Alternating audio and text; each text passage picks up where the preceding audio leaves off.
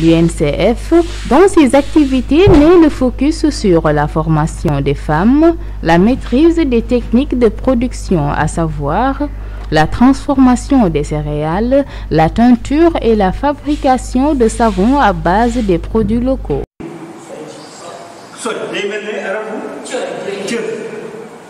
Toujours dans cette logique de former, des ateliers de formation en gestion, commercialisation, confiance en soi, entre autres, sont organisés à l'honneur des femmes.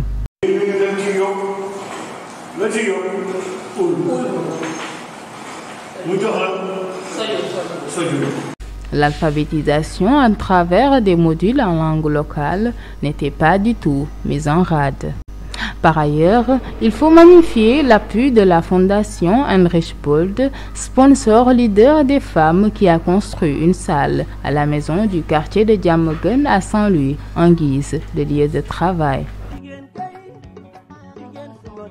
Concernant la dite salle, les travaux ont été lancés en mois de mai et l'ouverture officielle pour le 1er août.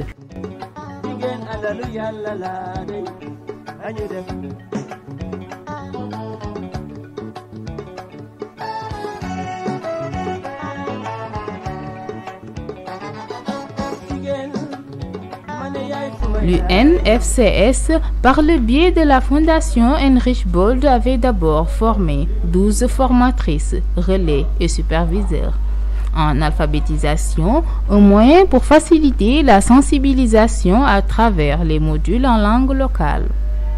Ces formatrices ont par la suite formé à leur tour des auditrices et superviseurs chargés de suivi de la formation et de la sensibilisation sur le terrain. La Fondation Heinrich Böll est une fondation politique verte allemande présente au Sénégal depuis mai 2018 où nous travaillons essentiellement sur l'écologie et la démocratie du genre.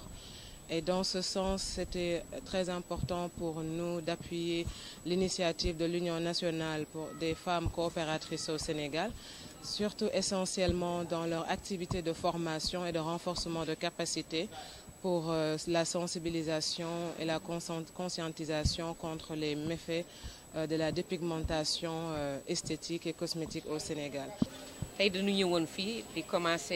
Après avoir été financés par la Fondation Heinrich Böll, nous, les braves femmes de l'Union régionale de l'UNFCS Saint-Louis, nous sommes à notre deuxième journée de formation en alphabétisation afin de débattre sur les méfaits de la dépigmentation et par ricochet inciter les femmes à abandonner cette pratique.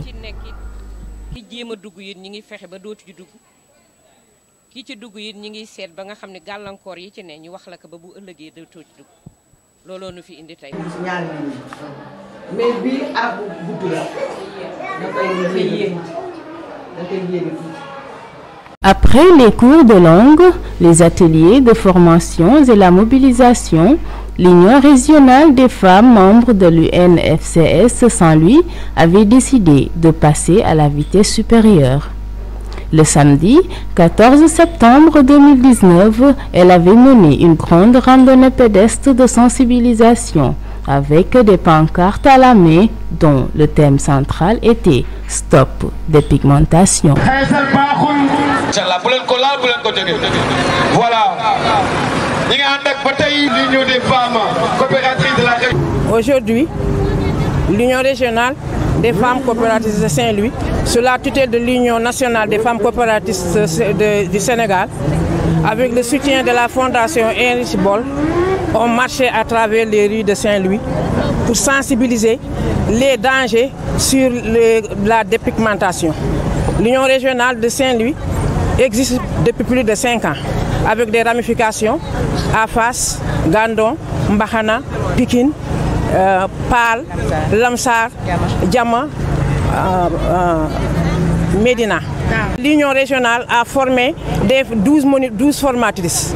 Ces 12 formatrices ont formé des auditrices qui, à leur tour, font le travail sur le terrain pour faciliter la sensibilisation sur la dépigmentation. En effet, ce projet vise à sensibiliser les femmes sur les dangers de la dépigmentation, surtout celle de l'Union nationale des femmes coopératives du Sénégal, qui est l'un des plus importants réseaux professionnels du Sénégal, avec plus de 15 000 membres. À l'endroit des femmes, je lance un message sur la dépigmentation. Non à la dépigmentation, non au xeesal, non aux produits xeesal. Il n'y a pas d'outil de développement plus efficace que l'autonomisation des femmes, disait Kofi Annan. C'est dans cette optique que l'UNFCS, l'Union nationale des femmes coopératrices du Sénégal, et la Fondation Heinrich Böll ont fait de l'émancipation et du développement des femmes leur cheval de bataille.